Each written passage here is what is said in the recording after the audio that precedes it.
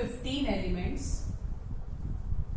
कौन कौन से ग्रुप 15 एलिमेंट्स होते हैं? Nitrogen, phosphorus, arsenic, antimony, bismuth.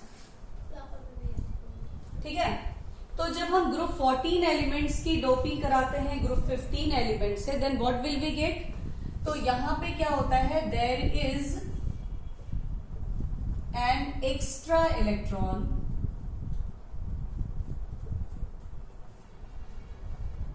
and this electron is negative in nature. तो for this negative, ये जो N है, N type semiconductor are formed. क्या होता है यहाँ पे? N type semiconductor फॉर्म करता है due to the free electron. अब ये जो फ्री इलेक्ट्रॉन होते हैं ना, यही आपको रिस्पॉन्सिबल होते हैं for the electrical conductivity. Electron होगा या फिर होल का फॉर्मेशन होगा, ये दो ही तरीके हैं जिससे सेमीकंडक्टर्स की इलेक्ट्रिकल कंडक्टिविटी इंक्रीज करती है। तो यहाँ पे आप देखिए, जैसे ग्रुप 14 एलिमेंट्स थे, 14 एलिमेंट्स मीन्स 4 वैलेंस इलेक्ट्रॉन, और इसमें हम डोपिंग करा रहे हैं, मतलब इसमें हम डाल रहे हैं किसको? ग्रुप 15 वाले एलिमेंट्स को। क्या होगा? आप देखिए, there is one extra electron. यहाँ क्या हो रहा है?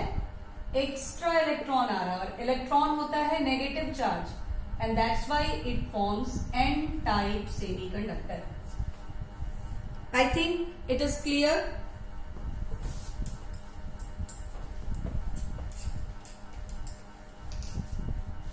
एक और कंडीशन इसमें बन सकती है, क्योंकि ग्रुप 14 एलिमेंट्स को तो इन्वॉल्व होना ही है इसमें, क्योंकि सेमीकंडक्टर की बात हम कर रहे हैं तो सिलिकॉन और जर्मेनियम तो हम लेंगे ही लेंगे। तो एक कंडीशन तो ये है कि हम सिलिकॉन या जर्मेनियम में किसी की डोपिंग करा दें, ग्रुप 14 की, ग्रुप 15 की या ग्रुप 13 एलिमेंट्स की, तो हमारे पास एन टाइप या पी टाइप क्रिएट होगा। एक और प्रोबेबिलिटीज होगी कि आप या तो ग्रुप 13 या 15 वाले में 14 वाले की डोपिंग करा दें। तो यहां पे हमारा एक दूसरा कंडीशन बन सकता है कि व्हेन ग्रुप 13 एलिमेंट, ठीक है ना, ग्रुप 13 एलिमेंट्स आपको क्या क्या है?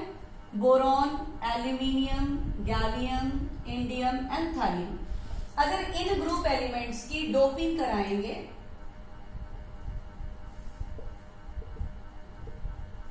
ग्रुप 14 एलिमेंट्स है,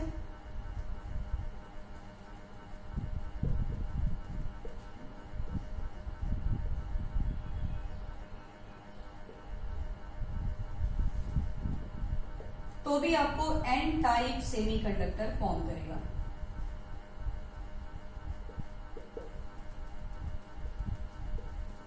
ठीक है ना? कैसे? आप देखिए, ग्रुप 13 मीन्स 3 वैलेंस इलेक्ट्रॉन और group 14 means 4 valence electron. There is one extra electron on doping. जब हम डोपिंग करा रहे हैं तो इस डोप्ड एलिमेंट की वजह से क्या हो रहा है? एक्स्ट्रा इलेक्ट्रॉन आ रहा है, and extra electron is responsible for N type semiconduction. ठीक है, तो ये दो कंडीशन है, आपको ये याद रखना है कि अगर कम वैलेंस इलेक्ट्रॉन वाले एलिमेंट्स पे ज्यादा वैलेंस इलेक्ट्रॉन वाले एलिमेंट का डोपिंग कराया जाएगा तो ऑलवेज एन टाइप सेमीकंडक्टर बनेगा, and this is called extrinsic semiconduction. सबको क्लियर हो रहा होगा? एक्स मतलब क्या हुआ? आउटसाइड से। अगर आउटसाइड से हम किसी फॉरेन एटम को इंट्रोड्यूस करके डाल रहे हैं तो उसकी वजह से अगर कंडक्टिविटी इंक्रीज कर रही है सेमीकंडक्टर की, तो दैट इज एक्सट्रिंसिक सेमीकंडक्शन। और ये कैसे होता है? डोपिंग की वजह से। तो हम एक टाइप हम लोगों ने समझा एन टाइप। इसमें क्या होता है? When element with less valence electron is doped with, यानी कि कम वैलेंस इलेक्ट्रॉन वाले एलिमेंट पे जब डोपिंग कराई जाती है ज्यादा वैलेंस इलेक्ट्रॉन वाले एलिमेंट्स की, है ना, तो क्या होगा? एक्स्ट्रा इलेक्ट्रॉन बचेगा, and that is creating an type semiconductor. अब एक दूसरा होगा पी टाइप। ये कैसे फॉर्म करेगा? तो देखिए, जस्ट इसके अपोजिट हम आएंगे। यहां पे ग्रुप 14 एलिमेंट में डोपिंग कराई जाएगी किसकी? ग्रुप 13 कम वाले की। ऑब्वियसली जब हम यहां पर लेस वैलेंस इलेक्ट्रॉन वाले पर मोर वैलेंस इलेक्ट्रॉन वाले की डोपिंग करा रहे हैं तो फ्री इलेक्ट्रॉन बच रहा है। तो जब हम ऐसा करें कि मोर वैलेंस इलेक्ट्रॉन वाले पे लेस वैलेंस इलेक्ट्रॉन वाले को डाल दे तो क्या होगा, वहां पर एक होल क्रिएट हो जाएगा। यानी यहां क्या करना है हम लोग को, when group 14 element like silicon or germanium is doped with group 13 elements like boron, aluminium, gallium, indium or thallium, there is formation of hole. There is formation of positive hole which creates p-type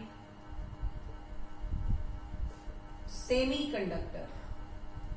ठीक है, कैसे हो रहा है ये? आप देखिए group 14 element है, 4 वैलेंस इलेक्ट्रॉन, और इसमें डोपिंग कराई जा रही है किसकी, ग्रुप 13 एलिमेंट्स की, यानी कि दिस वन। आप जिसकी डोपिंग करा रहे हैं उसकी वजह से यहां क्या हो रहा है, there is a gap, there is a hole. ठीक है, यही जो होल होता है ये पॉजिटिव चार्ज का होता है, and that's why it creates P type semiconductor. I think आप लोग को बहुत क्रिस्टल क्लियर हो रहा होगा ये कॉन्सेप्ट बिल्कुल अच्छी तरह से। एन टाइप में लेस वैलेंस इलेक्ट्रॉन वाले पर मोर वैलेंस इलेक्ट्रॉन वाले की डोपिंग कराते हैं, पी टाइप में मोर वैलेंस इलेक्ट्रॉन वाले पर लेस वैलेंस इलेक्ट्रॉन वाले की डोपिंग कराते हैं, और we get this N type and P type semiconductor. इसकी एक और केस बन सकती है लाइक दिस। अभी हम क्या कर रहे हैं, ग्रुप 14 में डोपिंग नहीं करा रहे हैं बल्कि ग्रुप 14 की डोपिंग करा रहे हैं, तो यहां हम लोगों को क्या लेना होगा, मोर वैलेंस इलेक्ट्रॉन वाला एलिमेंट। तो व्हेन ग्रुप 15 एलिमेंट, ठीक है, ग्रुप 15 एलिमेंट्स क्या है आपके, नाइट्रोजन है, फास्फोरस है, आर्सेनिक है, एंटीमनी है, बिस्मथ है। आप लोगों को याद कराया गया था नेपाल, पाकिस्तान, ऑस्ट्रेलिया सब बिके, ठीक है ना। When group 15 element is doped with group 14 elements like silicon और जर्मेनियम, क्या होगा, P type semiconductor is form, है ना। क्या होगा यहां, ग्रुप 15 एलिमेंट आप लीजिए विथ 5 वैलेंस इलेक्ट्रॉन और ग्रुप 14 की डोपिंग कराइए, 4 की शेयरिंग हो गई and there is one hole. This hole is positive in charge and that's why creating p-type semiconductor। ठीक है,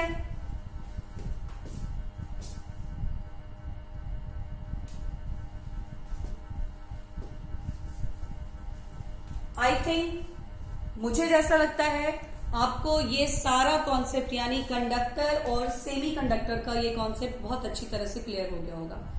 अब हम एक और बचता है हमारे पास, इंसुलेटर। व्हाट आर इंसुलेटर्स, तो हम लोग देखते हैं, चलिए इंसुलेटर्स क्या है। नॉर्मली हम लोग जानते हैं जो कि अलाउ नहीं करे इलेक्ट्रिक करंट को टू पास, तो दैट आर इंसुलेटर्स। तो हम लोग उसको भी देख लेते हैं और उसका रेंज भी देखते हैं कि क्या होगा इसका रेंज।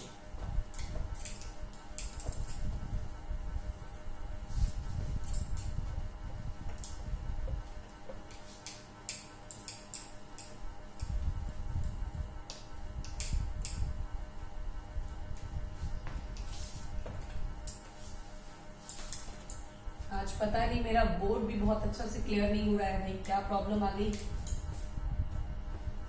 चलिए अब हम लोग देखते हैं इंसुलेटर के कॉन्सेप्ट को। इंसुलेटर क्या होते हैं, insulators are those solids which do not allow the passage of electric current through them, है ना। Those solids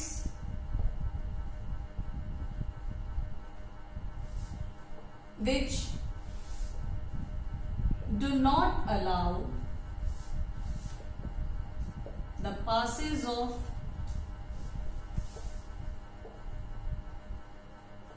electric current through them. ठीक है, इसको हम लोग कहते हैं इंसुलेटर्स। ठीक है, बहुत आसानी से आप लोग इस चीज को जानते हैं। और इनका कंडक्टिविटी रेंज आपको जानना है। The conductivity range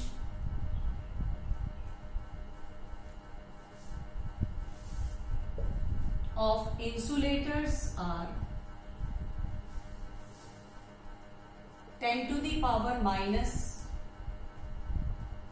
10 to 10 to the power minus 20 ohm inverse, metre inverse. इस ओम इनवर्स और मीटर इनवर्स को लेके बहुत टेंशन मत लीजिएगा, ये आप लोगों का इलेक्ट्रोकेमिस्ट्री में बहुत अच्छा से क्लियर हो जाएगा। ठीक है, तो दिस आर इंसुलेटर्स। तो ये तो हम लोगों ने पढ़ा वाटर कंडक्टर्स। कंडक्टर्स को भी दो कैटेगरी में डिवाइड किया हम लोगों ने, metallic conductors and electrolytic conductors. फिर हम लोगों ने पढ़ा water semi conductors. Semi conductors के केस में हम लोगों ने पढ़ा कि चूंकि उसकी कंडक्टिविटी का रेंज इंसुलेटर और कंडक्टर के इंटरमीडिएट होता है, तो उसकी कंडक्टिविटी को इंक्रीज किया जा सकता है, मीन्स कि दे मे कंडक्ट इलेक्ट्रिसिटी, और उनकी कंडक्टिविटी को हम इंक्रीज कर सकते हैं। तो how we can increase their conductivity, तो उसके लिए हम लोगों ने दो कंडीशंस पढ़ा, एक इंट्रिंसिक, दूसरा एक्सट्रिंसिक। एक्सट्रिंसिक में हम लोगों ने पी टाइप और एन टाइप सेमीकंडक्टर्स के कॉन्सेप्ट को क्लियर किया। ये जो पी टाइप और एन टाइप सेमीकंडक्टर्स है ना, इनसे क्वेश्चंस आते हैं, आपको देता है ना, आपको दिया रहेगा question, which type of semiconductor is formed when boron is doped with silicon. मान लीजिए आपको ऐसा दे रहा है, तो बोरॉन मतलब आपको पहले ये पता होना चाहिए कि ये ग्रुप 13 का है। ठीक है, और इसमें डोपिंग किसकी करा रहे हैं, सिलिकॉन यानी ग्रुप 14 की। तो 13 में जब 14 की लेस वैलेंस इलेक्ट्रॉन में जब मोर वैलेंस इलेक्ट्रॉन वाले की डोपिंग कराएंगे तो क्या होगा, एन टाइप सेमीकंडक्टर फॉर्म करेगा। ठीक है, यही क्वेश्चन अगर आपको ऐसे होता है कि when silicon is doped with gallium, silicon means group 14, gallium, बैल, गाय, इन, तबेला, group 13, this is of group 14 and this is of group 13। 14 में हम 13 की करा रहे हैं डोपिंग, तो यहां हम लोगों को क्या आ रहा है, there is hole, so it creates p type। तो इस तरीके के क्वेश्चंस भी आपको p टाइप और n टाइप से होते हैं, तो हम लोग उसको कर लेंगे। और अब हम लोग यहाँ आते हैं, इसको देखते हैं।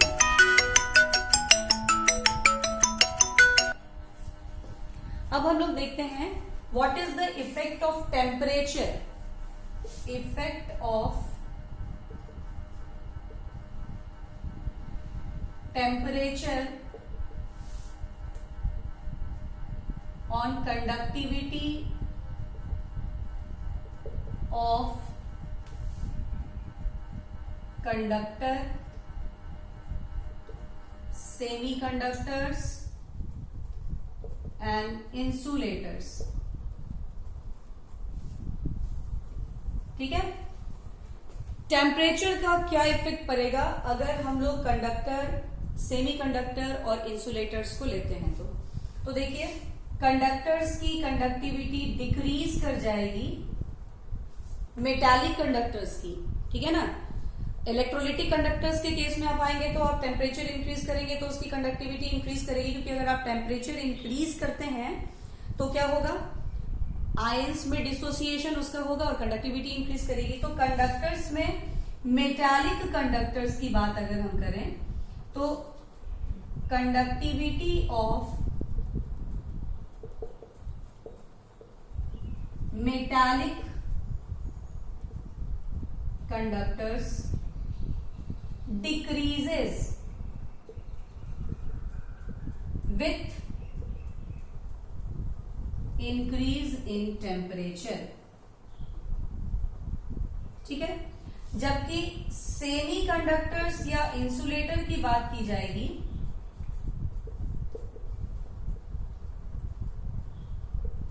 तो यहां क्या होगा, conductivity of semiconductor and insulator increases with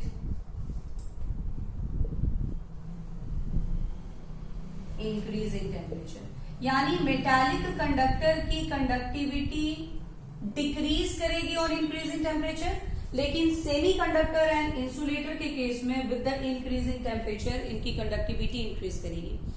अब ये कैसे हो रहा है?